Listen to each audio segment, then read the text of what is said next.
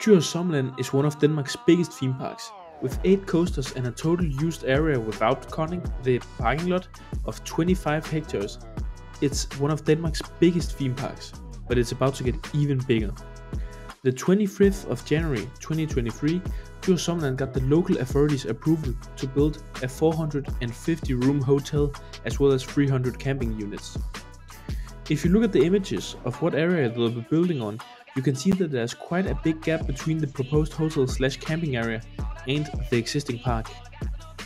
The area is massive and measures about 290 by 90 meters, or around 26,000 square meters.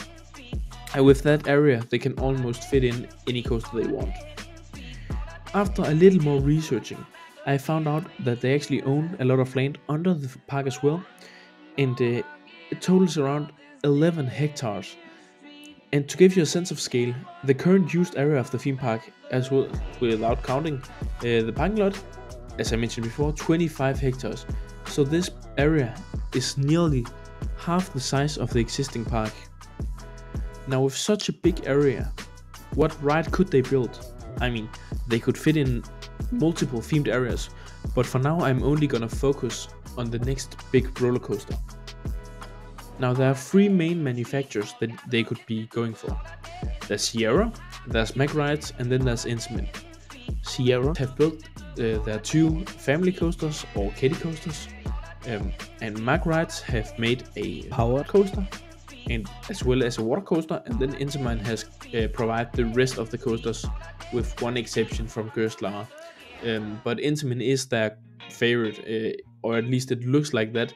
They're the manufacturer that they have worked the most with, and probably most likely to make another big coaster, because all their big coasters is from Intamin. But what coaster could they build? I mean, these 3 manufacturers could both get a chance. Mag Rides and Intamin both have a big portfolio of both family thrill and thrill rides, so they are the main contenders.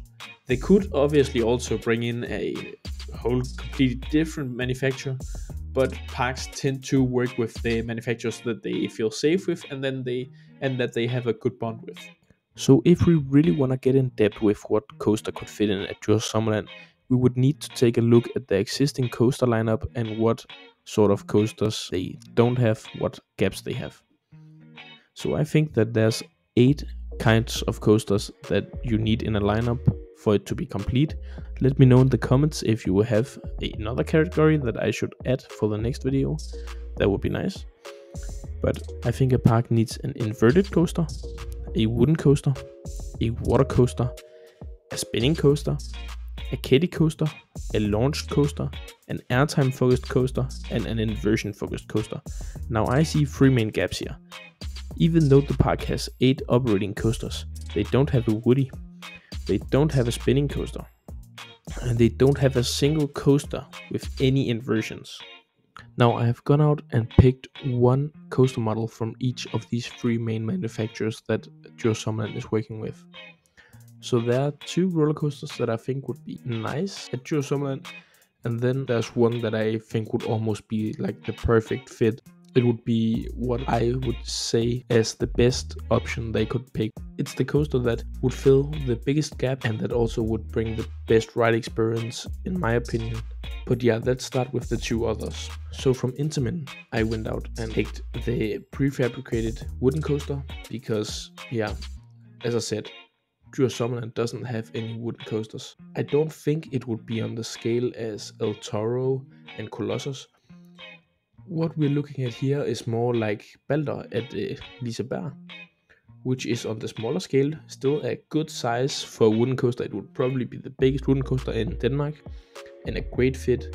It would bring much airtime to the park, which they already have in Piraten. So that's why I think that this coaster would only fill the wooden gap. The second coaster I found is from Sierra, the Tower Speed coaster. The gap that this coaster would fill is the inversion gap. It's kind of Sierra's version of the Gerstlauer Infinity coaster. It's a compact coaster, so you can fit it in on a small plot. That isn't really necessary here because we have such a big space to work with, but it's nice for these sort of more family parks and smaller parks. The best fit that I could possibly think of is from Mack Rides, and it's the Mack Rides Extreme Spinning Coaster. This would both fill the gaps for the spinning coaster and the inversion, and also it would give the park a much better launch coaster, since Juvelen is already a great family coaster, but it's tire-driven launches, and Mack Rides, they aren't really known for their great launches, but it's still an LSM launch, and it would be a better launch than Juvelen. So this would fill a very big gap, and it would bring such a great ride experience. I think it would be the perfect fit for the park. So that's the end of this video. Thank you guys for watching. I really appreciate it. Be sure to comment what you guys would like for me to do in my next videos. And also give this video a like if you want me to make a part 2 of this video, where I try to build the Mack Rides Extreme Spinning Coaster in Planet Coaster or something, and try to show you what I think would be great for Djurs Sommerland. Thank you guys for watching. I really hope I see you in the next video. Bye bye.